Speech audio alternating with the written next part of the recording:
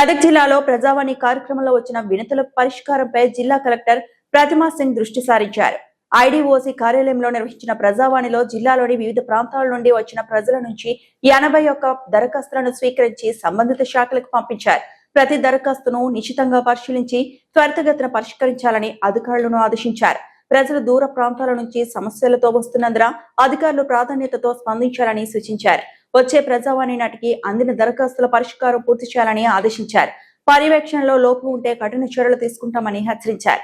కార్యక్రమంలో పలువురు అధికారులు పాల్గొన్నారు.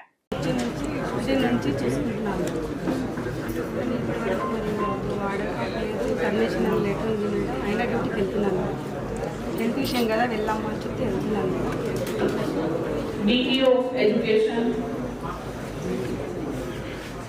మీతో పాటు ఇంకా